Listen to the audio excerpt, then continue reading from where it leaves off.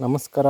ನಮ್ಮ ಕನ್ನಡ ನಾಡು YouTube channel ವೀಕ್ಷಕರಿಗೆ ಸ್ವಾಗತ ಹೇಳ್ತಾ, ನಾನಿವತ್ತಿನ ದಿನ ಒಂದು ವಿಶೇಷವಾದಂಥ ಔಷಧಿ ಗುಣಗಳನ್ನ ಹೊಂದಿರತಕ್ಕಂಥ ಒಂದು ಸಸ್ಯದ ಬಗ್ಗೆ ತಿಳಿಸ್ಕೊಡ್ತಾ ಇದ್ದೀನಿ.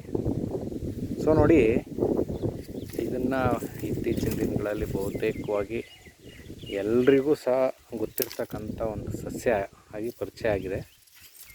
ಇದು ಕಾಡಲ್ಲಿ ಬೆಳೆದಿರ್ತಕ್ಕಂಥದ್ದು. ನೋಡಿ, ಅಷ್ಟೊಂದು ನೀರಿನ ಒಂದು ಏನು ಅದಕ್ಕೆ ಒಂದು ನೀರಿನ ಅವಶ್ಯಕತೆ ಇರೋದರಿಂದ, ಆ ನೀರು ಸಿಗದೇ ಇರೋದರಿಂದ ಈ ಥರ ಇದೆ. ಇದರ ಹೆಸರು ಬಂದು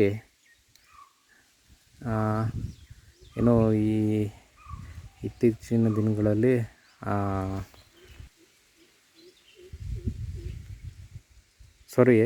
ಇದರ ಹೆಸರು ಬಂದು ಲೋಳೆ ಸರ ಅಂತ ನಮ್ಮ ಆಡುಭಾಷೆನಲ್ಲಿ ಕರೀತಾರೆ. ಈ ಒಂದು ಏನು ಟಿ ವಿಗಳಲ್ಲಿ ಎಲ್ಲ ಹೇಳ್ತಾ ಇರ್ತಾರೆ ಅಡ್ವರ್ಟೈಸ್ಮೆಂಟು. ಯಾರು ನಮ್ಮ ಒಂದು ಆ ಸೋಪ್ಗಳಲ್ಲೆಲ್ಲ ಕೊಡ್ತಾ ಇರ್ತಾರೆ ಅಲೋವೆರಾ ಅಂತ.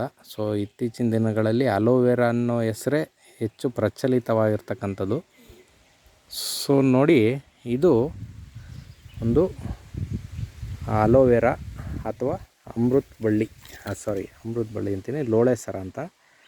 ಇದು ಈ ಥರ ಲೋಳೆ ಆಗಿ ಬರೋದ್ರಿಂದ ಇದನ್ನು ಲೋಳೆ ಸರ ಅಂತಾರೆ. ನೋಡಿ, ಈ ಥರ ಬರೋದ್ರಿಂದ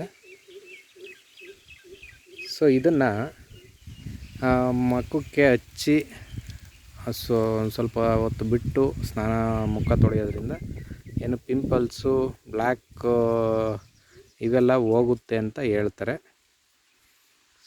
ಹಾಗೆ ಈ ಒಂದು ಅಲೋವೆರಾ ಅಥವಾ ಲೋಳೆ ಸರ ಏನಿದೆ, ಇದನ್ನು ಈ ಕೋಳಿ ಸಾಕಾಣಿಕೆಯಲ್ಲಿ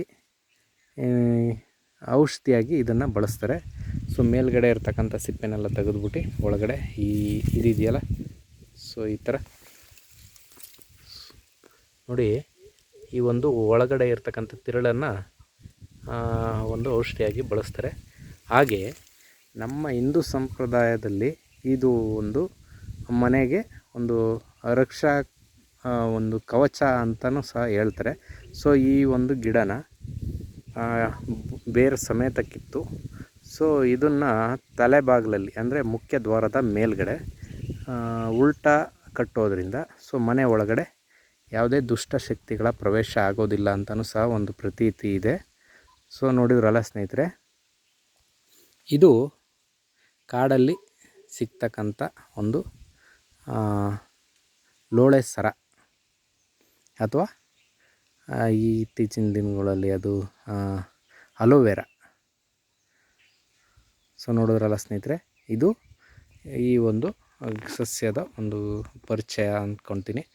ಹಾಗೆ ಈ ಒಂದು ಪರಿಚಯದ ಬಗ್ಗೆ ತಮಗೆ ಅನಿಸುತ್ತೆ ದಯವಿಟ್ಟು ಕಮೆಂಟ್ ಬಾಕ್ಸಲ್ಲಿ ತಿಳಿಸಿ ಅಂತ ಹೇಳ್ತಾ ನನ್ನ ವೀಡಿಯೋನ ಮುಗಿಸ್ತಾ ಇದ್ದೀನಿ. ಹಾಗೆ ನನ್ನ ನನ್ನ ವೀಡಿಯೋ ಇಷ್ಟ ಆಗಿದ್ದಲ್ಲಿ ದಯವಿಟ್ಟು ಲೈಕ್ ಕೊಡಿ ಅಂತ ಹೇಳ್ತಾ ನಾನು ವೀಡಿಯೋ ಮುಗಿಸ್ತಾ ಇದ್ದೀನಿ. ನಮಸ್ಕಾರಗಳು.